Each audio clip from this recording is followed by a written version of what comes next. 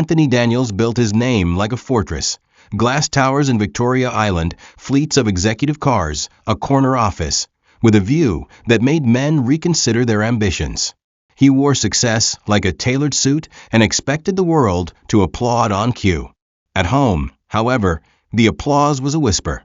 Evelyn moved through their Akoi mansion with a grace that never drew attention. A woman who preferred clean lines and quiet colors, whose joy lived in small mercies, a well-cooked pot of jollof, a hymn hummed under her breath, a hand on a neighbor's shoulder. To Anthony, modesty read like failure. He wanted noise, she offered peace. He wanted spectacle, she brought substance. He told himself it was culture that made the gap between them a canyon. Lagos demanded a certain theater of success, and he was its star performer. Yet, beneath the shiny veneer of his reasoning, something meaner grew: embarrassment. Evelyn did not look like the wives in his circle with their glittering gowns and choreographed laughter. She did not tag designers on Instagram or arrive late just to be noticed. She refused to trade kindness for connection. Anthony would watch her at dinners, wearing a simple Ankara dress with a careful head wrap, and feel heat rise in his chest, not desire, not pride, but irritation that she would not become a mirror for his vanity. The irritation became distance. He began to attend more meetings on the island, and more dinners that ran late.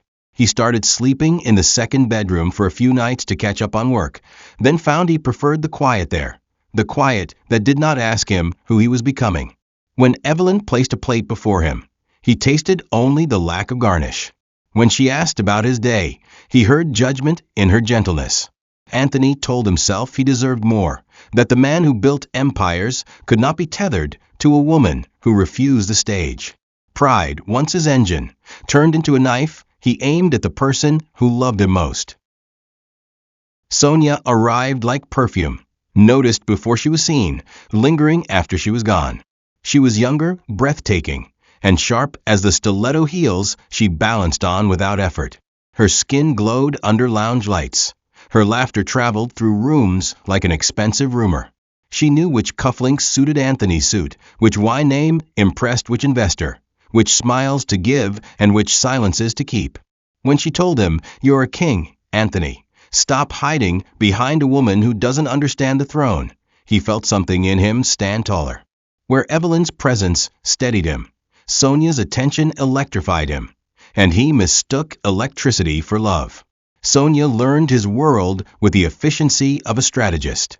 She remembered associates' wives by name, tracked their rivalries and preferences, and cooked compliments like a chef: rare, perfect, unforgettable. She praised his instincts in meetings, teased him about being too humble, and posted photographs that made him look like the man he wanted to believe he was.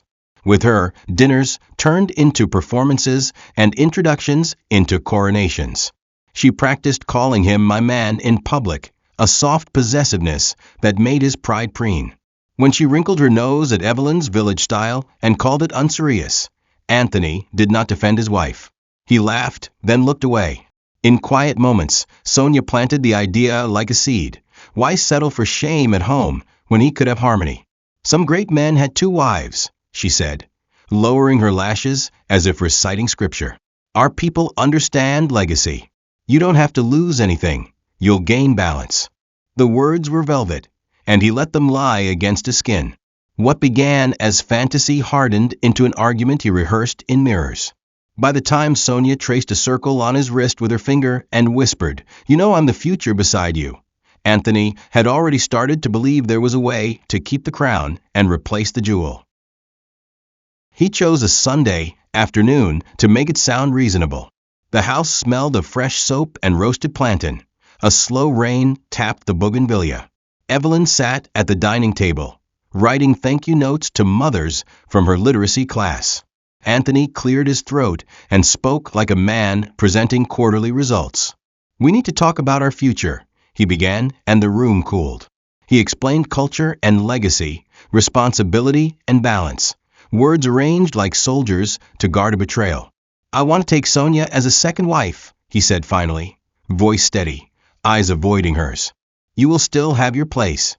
Silence did what thunder could not. Evelyn's pen stopped mid-curve. A bead of ink pooled like a wound. She did not scream. She did not beg. She looked at the man she had cooked for, prayed for, and stood beside through lean years and fierce ones, and saw a stranger wearing her husband's face.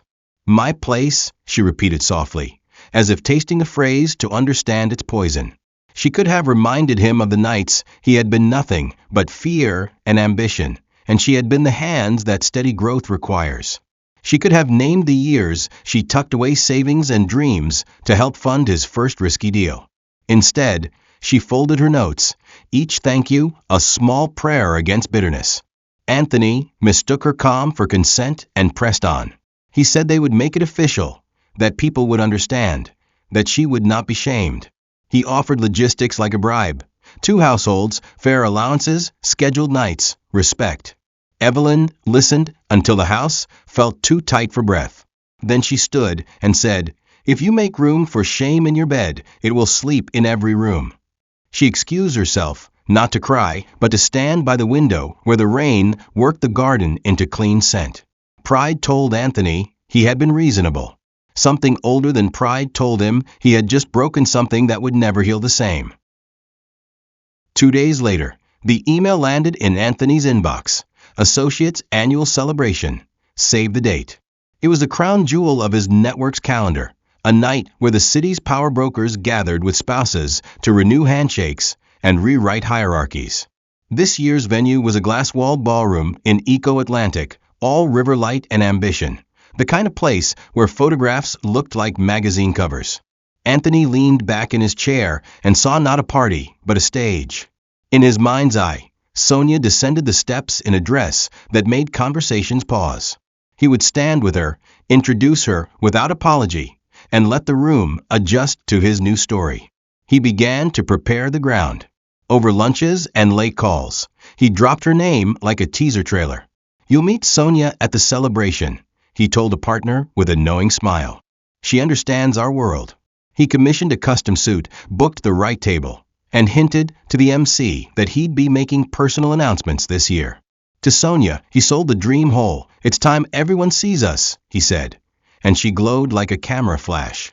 They rehearsed their entrance, their smiles, their narrative, how to explain Evelyn without sounding cruel, how to praise tradition without sounding archaic. It was choreography for a coronation that had not yet been granted. At home, Evelyn moved quietly through rooms that suddenly felt rented. She ironed his shirts and did not ask where he would wear them. She cooked his favorite agouti and did not wait at the table. In the privacy of her study, she opened a locked drawer and reviewed documents, ledgers and letters, commitments and quiet investments seeded over years when no one was looking. She traced the names of women who would attend night classes next term, the boys whose school fees would clear before exams, the market widows whose loans would turn into stalls. When she closed the drawer, her decision had the weight of steel, not anger. The celebration was coming. The world would clap. But the truth did not need applause to be true. Anthony had become bolder in his disrespect. A week before the associate celebration, he told Evelyn flatly, "Don't worry about this year's event. It's not really your scene." He didn't say Sonia's name, but the implication dripped from every syllable. His eyes were on his phone as he dismissed her, scrolling through messages Sonia sent about her dress fittings and jewelry options. To him, it felt like efficiency. To Evelyn, it was another knife twisted slowly, a confirmation that the man she had built a life with no longer saw her as part of his future. Evelyn sat silently at the dining table, her hands folded neatly on her lap. In her chest, hurt warred with resolve. She had endured cold words before, but this was different. This was erasure. Anthony wasn't just ashamed of her. He wanted to replace her publicly. Yet she didn't argue. She simply nodded, rose from her chair, and went upstairs to her study. That night, as Anthony fell asleep dreaming of Sonia in designer gowns, Evelyn wrote letters to finalize commitments for her foundation, making sure the scholarships and business grants under her name would be ready for the celebration. In that silence, Evelyn chose dignity over protest. She prayed softly for strength, not revenge. Still, a seed of resolve sprouted within her. If Anthony wanted the world to see Sonia, then the world would also see Evelyn, not the modest housewife he scorned, but the woman who had built something lasting while he played with vanity. She would not scream or fight. Her truth would arrive quietly, and when it spoke, it would speak louder than Sonia's sequins or Anthony's arrogance. Sonia had never felt more alive than in the days leading up to the celebration. She tried on dress after dress, settling on a golden gown that hugged her figure like destiny itself. She had her hair styled into flowing waves, her nails sharpened to gleaming points, her laughter rehearsed to land like applause. To her, the night was more than a party. It was a coronation. She whispered to Anthony over champagne, "This is where they'll finally see me as yours. Not hidden, not whispered about, but standing beside you as the woman you chose." Anthony basked in her energy. He ordered custom cufflinks shaped like crowns, rented a sleek black Bentley, and instructed his driver on their entrance. "We walk in together, slow, confident. Every camera must catch us," he told Sonia. She clung to his arm, her perfume rich with promise, her smile sharp as victory. She told herself Evelyn would fade into the background after this night, a forgotten first chapter in Anthony's life. Sonia planned to introduce herself to his associates with pride, even dropping hints about Anthony's decision to expand his household, knowing it would stir whispers. What Sonia did not understand was that Lagos high society loved drama but despised arrogance. While some would admire her beauty, others would watch closely for cracks. As she practiced her pose in the mirror, Sonia saw only triumph ahead. But the night would reveal something she had not prepared for, the quiet kind of power that cannot be bought, polished, or faked, the kind Evelyn carried like a hidden crown. The ballroom shimmered under golden light as Anthony and Sonia made their entrance. Heads turned, murmurs spread, and flashes from phones sparked like fireflies. "Ah, that must be Sonia," some whispered, admiring her gown and poise. Anthony's chest swelled as he greeted his associates, introducing Sonia with the smugness of a man convinced he had upgraded. Sonia leaned in, laughing at jokes, complimenting wives on their outfits, her confidence shining like the diamonds around her neck. But beneath the glitter, the murmurs carried a different tone. Older associates, men and women who had known Evelyn for years, exchanged looks of disapproval. "Where is Evelyn?" one whispered. "How could he bring this girl instead?" A respected elder leaned to another, muttering, "Money can buy lace, but it cannot buy character." Anthony didn't notice. He was too busy basking in the attention, mistaking polite smiles for approval. Sonia, sharp as always, caught the whispers but dismissed them as jealousy. She told herself that soon enough, Evelyn's name would mean nothing. Yet tension hung in the air like humidity before a storm. Anthony thought he had secured his crown jewel, but the associates, the very people whose approval he craved, were already weighing his choices against his character. For the first time, Anthony's empire did not look so untouchable. Pride made him deaf, but disapproval was gathering like a tide, waiting for the right moment to crash. The doors opened, and silence spread through the hall like wildfire. Evelyn walked in slowly, every step graceful, her head high, her gown modest yet elegant in a way that drew eyes more firmly than Sonia's glittering dress. She wore no diamonds, no heavy makeup, just quiet confidence that settled on her like light from above. Conversations died mid-sentence. Even the waiters paused. For the first time that night, Sonia felt her body shrink beside Anthony's arm. Anthony froze, the glass in his hand trembling slightly. His mouth opened, but no words came.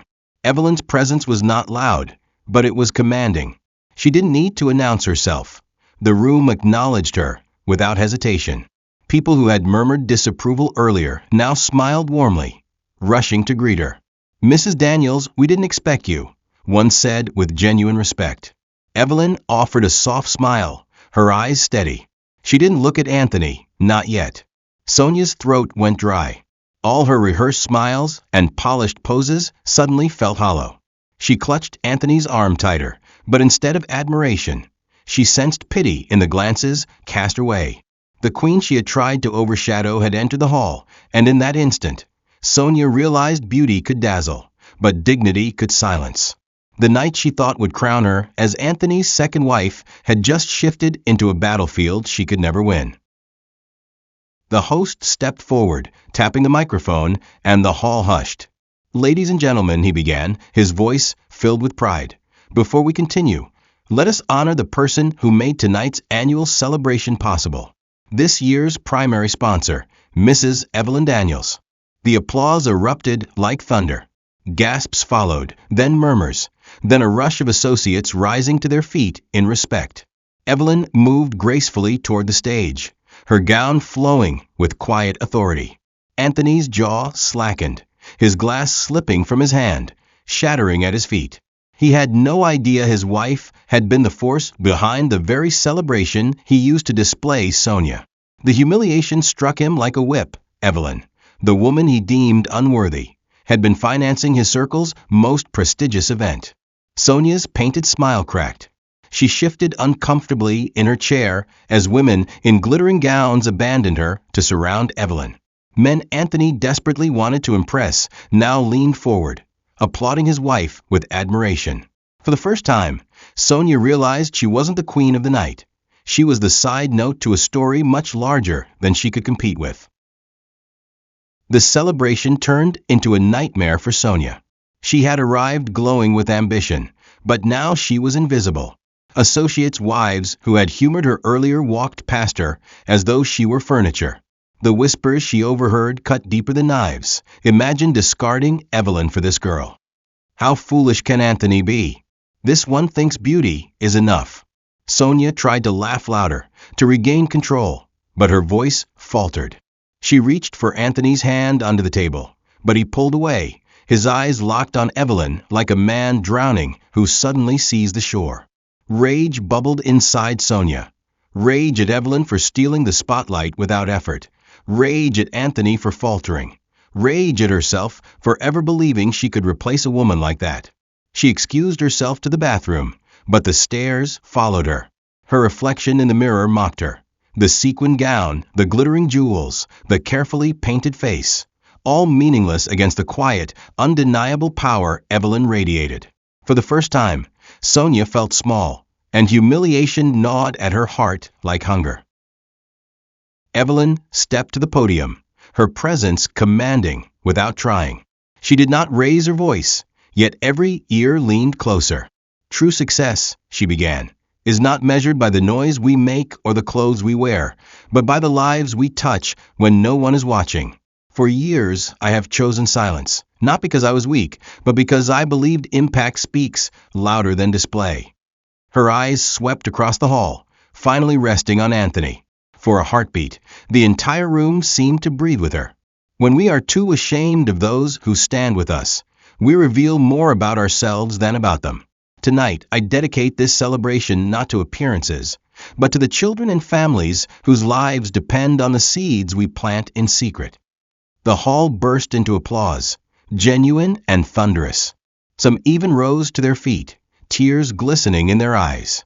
Anthony sank lower in his seat, each clap echoing like judgment. His associates whispered words of admiration for Evelyn, words that should have been his to bask in, but he had traded them for Sonia's empty sparkle. His shame was complete, and it burned hotter than fire. As Evelyn stepped down from the stage, several prominent men approached her with handshakes, bowing slightly as a sign of respect. Their wives embraced her warmly, praising her work, eager to align themselves with her foundation. Anthony sat frozen, his world unraveling before his very eyes. His associates, the very men whose approval he craved, were turning toward Evelyn, not him. The whispers grew louder, sharper, slicing through the air. So she was the real power all along. And Anthony wanted to shame her? Foolish man. Imagine bringing a mistress here, only to find out his wife is the benefactor. Anthony wanted to shout, to defend himself, but his tongue was tied with shame. He had thought bringing Sonia would elevate him, but instead it had dragged him lower than he had ever been.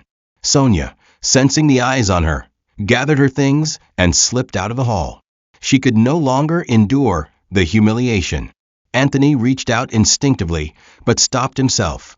He knew chasing her would only add to his disgrace. The man who once stood proud at the head of every table now sat alone, exposed, and mocked in whispers. His associate's judgment was sealed, and his pride lay in ruins. The car ride home from the celebration was silent, tense as a loaded gun. Sonia sat rigid in the leather seat, her arms crossed, her perfume suddenly too heavy in the confined space. When Anthony finally spoke, his voice was low and shaking with humiliation. "Do you realize what you've cost me tonight?" he spat. Sonia's eyes widened in disbelief. She had cost him? She snapped back. "You're the one who paraded me, promised me a place by your side, told me I'd be your second wife. Don't you dare put this on me." The argument spiraled, sharp words cutting like glass. Sonia's carefully painted mask slipped, revealing the desperation beneath. "You said I'd replace her. You told me she was nothing. I stood by you because you swore I'd be more than a mistress." Her voice cracked with rage, but Anthony was no longer listening. Every word Evelyn had spoken echoed in his head, each one exposing how small he had become in his pursuit of pride. He no longer saw Sonia as glamorous, only as a mirror of his own foolishness. When the car stopped at Sonia's apartment, Anthony didn't follow her out. "This is over," he muttered, refusing to meet her eyes. "You'll never be my wife. You'll never even be in my life again." Sonia froze, stunned. Then, with a bitter laugh, she slammed the door behind her, her heels clattering angrily on the pavement. For the first time, Anthony felt the emptiness of her absence, and the crushing reality of what he had lost in Evelyn. The mansion was silent when Anthony entered. Evelyn sat in the living room, her hands folded on her lap, her face calm but unreadable. For a moment, he considered pretending nothing had happened, but the humiliation of the night hung between them like smoke. "Why didn't you tell me?" he demanded, his voice rising, desperate. "Why didn't you say you had all this foundation, this power? You made me look like a fool." Evelyn looked up at him, her eyes glistening with controlled pain. "You didn't need me to tell you," she replied softly. "You only needed to see me. But you were too busy looking for a crown in another woman's hands while despising the one who already carried it." Her words were calm, but they struck deeper than any insult. Anthony's pride faltered, replaced by the first pangs of regret. For years, Evelyn had been invisible to him, yet she had been the one weaving stability, building quietly, strengthening others while he chased appearances. Now the mask had been ripped off, and he stood exposed, ashamed, desperate to undo the damage. "Evelyn, I was wrong," he said, his voice trembling. "I see it now. Please, let me make it right." But the pain in her eyes told him forgiveness and restoration were two very different things. Anthony became relentless in the days that followed. Where he once pushed Evelyn aside, now he clung to her presence like a drowning man clinging to driftwood. "I'll cut Sonia off completely," he pleaded one evening, pacing the room. "I'll never shame you again. We'll rebuild. I'll make the world respect you the way they did last night." His words, once filled with arrogance, were now heavy with desperation. Evelyn listened in silence, her hands folded neatly on her lap. When she finally spoke, her voice was steady, stripped of anger, but firm with resolve. "Respect is not something you hand me in public after you've humiliated me in private. It is something you should have given me when I stood beside you with nothing but faith in you." Anthony flinched as if her words had drawn blood. He tried another tactic, appealing to culture. "Evelyn, many men take second wives. It's not new. Our fathers did it." She turned to him, her eyes sharp as steel. "Our fathers also knew honor. You didn't seek a second wife because of tradition. You sought her because you were ashamed of me. And that shame has already destroyed us." For the first time, Anthony understood. Evelyn was no longer fighting to be seen. She had already decided what she would no longer tolerate. On a quiet evening, Evelyn stood in their bedroom, folding her clothes into a single suitcase. Anthony walked in, panic rising in his throat. "Where are you going?" he asked, his voice cracking. She looked at him, her face calm but resolute. "I am leaving Anthony. Not because I hate you, but because I can no longer live in a house where I am treated as less than what God made me to be." He dropped to his knees, clutching her hand like a child. "Don't do this, Evelyn. Don't leave me. I'll change. I'll do anything." His tears fell freely, pride gone, leaving only desperation. For years he had demanded her silence, her humility, her invisibility, but now her absence terrified him more than her presence ever had. He begged, but his words felt small against the years of wounds he had carved into her heart. Evelyn leaned down, gently removing her hand from his grip. "I forgive you, Anthony," she whispered, her eyes soft with compassion, but unyielding in resolve. "But forgiveness does not mean I must remain in bondage. I will walk in peace, and you will live with the truth you tried so hard to bury." With that, she lifted her suitcase, leaving behind the mansion, the luxury, and the prideful man who had traded diamonds for dust. The morning after Evelyn left, the mansion felt like an empty shell. Anthony woke to silence. No footsteps in the hallway, no soft voice asking if he had eaten, no scent of fresh food wafting from the kitchen. For the first time in years, he realized how much her quiet presence had filled the spaces money could not. He walked through the house like a ghost, staring at the empty closet, the unmade bed, the folded note she had left behind. Peace is more valuable than pride. "I choose peace." The staff treated him differently now. Where once they had bowed low and smiled, now their faces held a subtle pity. They had seen Evelyn's grace, her quiet kindness, her humanity. In her absence, they looked at Anthony with a silent question. How could he have traded such a jewel for a hollow imitation? Shame gnawed at him, louder than the silence. Outside the mansion, whispers spread fast. Associates' wives murmured to one another in salons. Businessmen whispered over whiskey glasses, and church mothers shook their heads. He let pride destroy him. He wanted a second wife. Now he has no wife at all. The echo of humiliation followed him wherever he went, and the man who once commanded rooms now entered them under the weight of his own disgrace. It wasn't long before Anthony's business empire began to show cracks. Clients who had once trusted him with contracts started pulling out, citing reputation concerns. A few investors withdrew quietly, unwilling to align themselves with a man whose judgment had become a public cautionary tale. Even his closest associates distanced themselves, choosing to stand behind Evelyn's foundation rather than Anthony's fading empire. The humiliation of the annual celebration lingered like a curse. Every boardroom whispered about it. Every competitor used it as a weapon. If he couldn't see the worth of his own wife, how can he see the worth in a deal? One rival scoffed.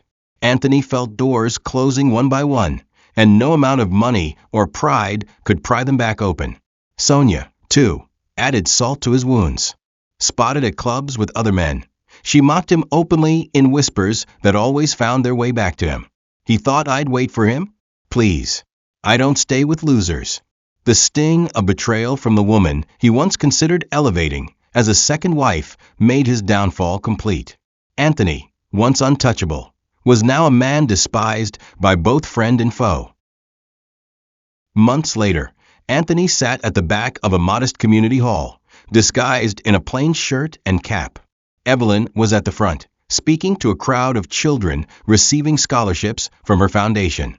She radiated the same quiet dignity as always, her smile lighting the room more than the chandeliers ever could.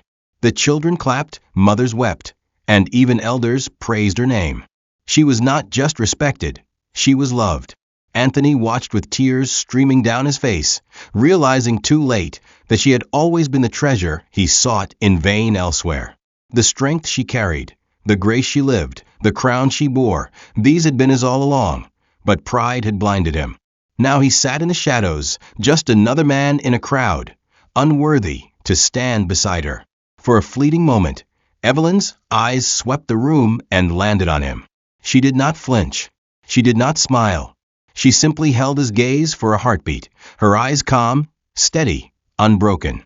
Then she looked away, returning her attention to the children. That small gesture spoke volumes. She had seen him, but he no longer defined her. Weeks later, Anthony heard the final truth that crushed his spirit completely. Evelyn had always known about Sonia, about his plans to make her a second wife, about the whispers he rehearsed with his associates. She had remained silent not out of weakness, but because she trusted that truth had a way of surfacing on its own. And it had, loudly, in front of the very people whose validation he craved. The knowledge cut deeper than any loss of money or respect.